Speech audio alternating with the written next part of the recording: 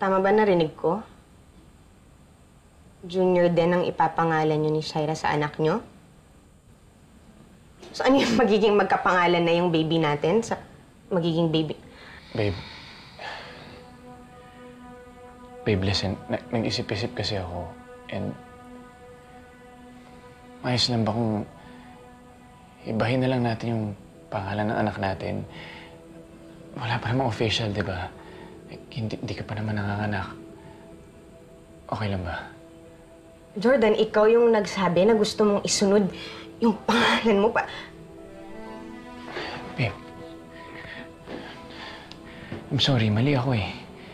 Hindi ko kasi pinag-isipan ng mabuti. And kumbaga, nagmadali ako eh nung sinabi ko na tawagin natin siyang Junior noon. Hindi ko naman alam na buntis si Shaira. Babe, magkakaroon ako ng sarili kong anak na lalaki. Siya sana yung gusto kong tawagin Junior. And please, sana maintindihan mo. Ganun-ganun na lang yon. Dahil magkakaroon ka ng sarili mong anak, baliwala na lang lahat ng plano natin sa baby natin. Wala akong sinasabing ganyan, ha? It's just a name. Hindi naman yun big deal. Kung hindi to big deal para si Jordan, sa akin big deal to. Naiintindihan ko naman na na-excited ka na para sa magiging baby ni Shaira. Malamang anak mo yun.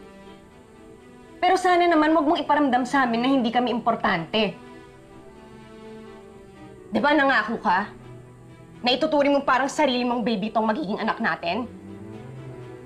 Ay baka naman pati yun, hindi mo na pag-isipan ng maayos, ng mabuti. Baka pati yun, bawiin mo sa akin. Hindi ko na talaga alam, Jordan. Bahala ka! Christy!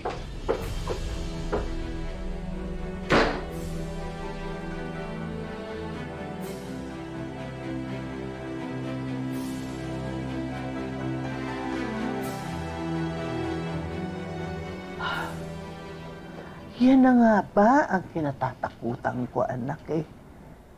Hindi ka dapat pumayag na dalaw-dalawin ni Jordan yung Shairang yan sa bahay nila. Paano kung sinisiraan ka na ng babaeng yon? Kung nilalason niya na ang utak ni Jordan? Ma, yun kasi yung naging compromise namin ni Jordan. Ay, kesa naman po nandito tumira yung Shaira na yon. O kaya doon matulog si Jordan sa kanila. Mas okay na sa akin yung paminsan-minsan na nagpupunta si Jordan doon to check on their baby. Okay na yun, Ma. Yun na nga.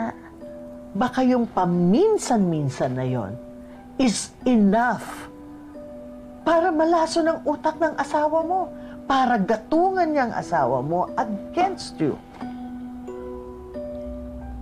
Okay, Ma. So what do you suggest? Ano pong gagawin ko? Di ba meron ka pang mga spare milk and vitamins na hindi mo na iniinom kasi nga kabuanan mo na? Dalhin mo doon sa kanila. Pero huwag mo sabihin sa kanila na pupunta ka doon, na pupunta ka lang doon para magmamanman ka lang, makikiramdam ka lang. Para malaman mo kung ano yung mga sinusulsul na siraulong Shaira na yun sa asawa mo.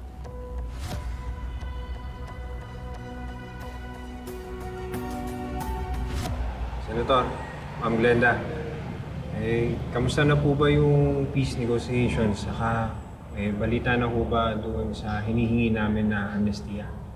Kaya nga kami nagpunta dito para personal na magsabi sa'yo na na-finalize na ang peace talk. At maaprubahan na ang pardon ninyo. Talaga ho? Ibig sabihin po ba nun, makakalayan ako? Oo, Leon. Hinihintay lang ang pagbaba ng proclamation order galing sa Malacanang. At pag na-release niyo yun, makakasama niyo na ang mga mahal niyo sa buhay. Maraming salamat po. Senator, maraming salamat po. Ma'am, salamat po. Salamat po.